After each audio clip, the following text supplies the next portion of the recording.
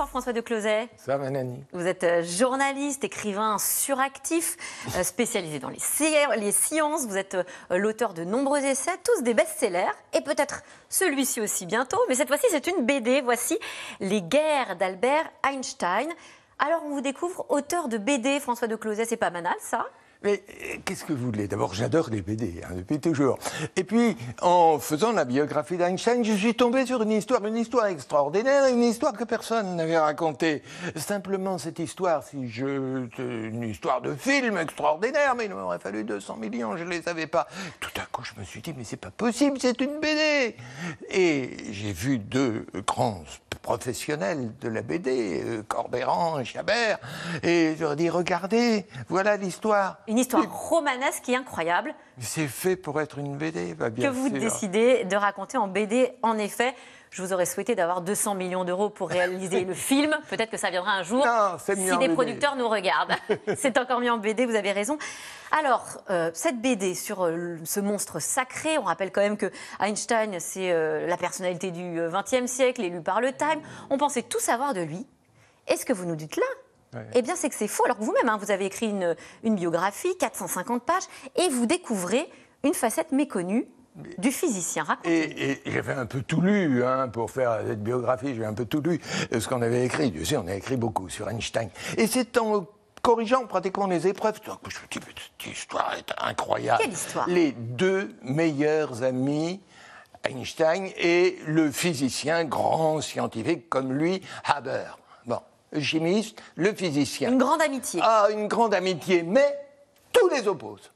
L'un, c'est un homme de pouvoir, un homme d'argent, un nationaliste. Haber. Et Einstein, c'est un doux rêveur, pacifiste, socialiste, démocrate. Mais c'est comme, vous savez, les pôles contraires de l'aimant qui s'attirent. Et donc, il se retrouve en 1911.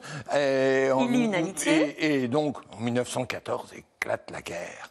Et alors, qu'est-ce qui va se faire pendant la guerre?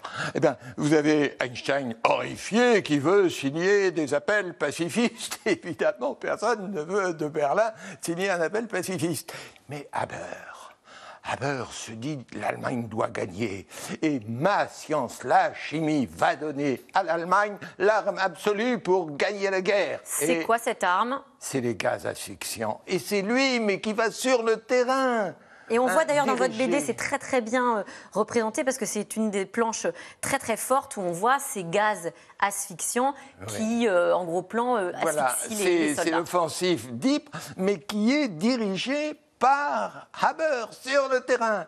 Et toute cette histoire, et ce que j'ai découvert, c'est l'extraordinaire professionnalisme, notamment du dessinateur. Alors, le dessin est magnifique. Tout est vrai. D'Éric. Mais tout est vrai. Et prenez cette planche-là, cette attaque. Oui, qu'on voit à l'écran. Moi, ma première réaction, c'était de dire, attends, les poilus, ils ont sur la tête des casques.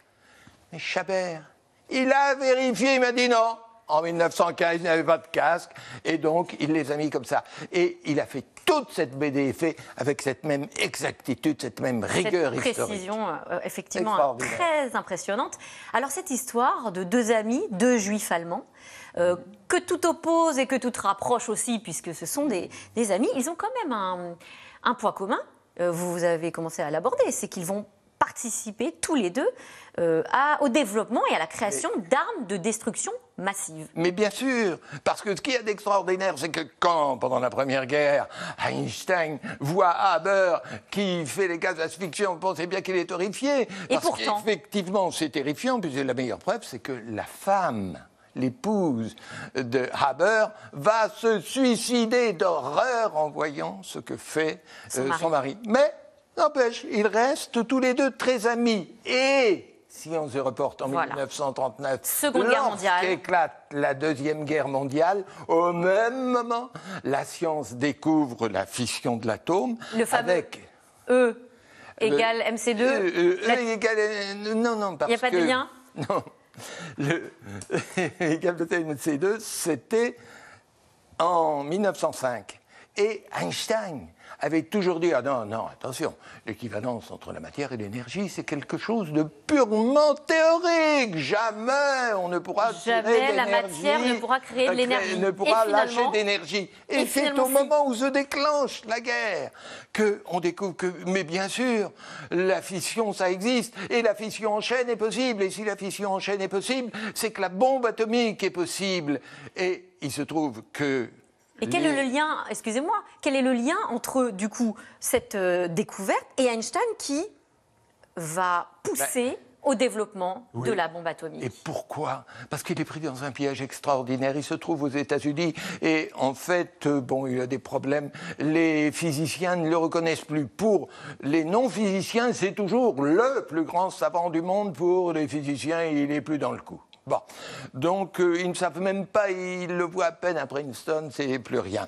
Et donc le problème de ces juifs physiciens qui sont émigrés aux États-Unis, c'est de se dire mais c'est terrible, les nazis doivent être en train de la faire, la bombe atomique, il faut que les Américains s'y mettent, il faut que les Américains s'y mettent, mais personne ne les écoute, vous comprenez, des savants fous qui ont trouvé l'arme absolue, on en a connu, bon. Mais pourtant, et donc, ils Albert disent, mais Einstein comment va écrire une lettre au président Einstein. Roosevelt. Et donc, ils viennent voir Einstein et ils disent « Albert, il faut écrire cette lettre, il faut alerter ».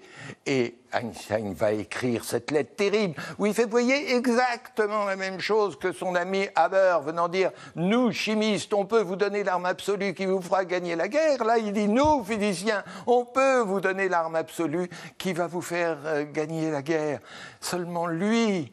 Le pacifiste regrettera toute sa vie. Mais vous vous rendez compte que Einstein, à 16 ans, non seulement il abandonne ses études, comme ça, il n'a plus envie de Et faire surtout, des c'est un études, grand mais pacifiste surtout, convaincu. il va voir son père et lui dit « Tu vas tout de suite renoncer à ma nationalité allemande parce que je vais avoir 16 ans et je ne veux jamais porter les armes. » Donc c'est un pacifiste forcené. Brisé par l'histoire. Et qui écrit cette lettre. Qui écrit cette lettre et qui le regrettera toute sa vie. Bien sûr, vous racontez tout cela merveilleusement dans ce livre-là, on l'a dit, illustré et co-scénarisé par Corbière et Chabert. Un dernier petit mot sur la science qui continue de nous émerveiller. Vous avez dû voir les images de Thomas Pesquet qui a atterri ce matin. Vous avez suivi couvert en 1969 les premiers pas de l'homme sur la Lune.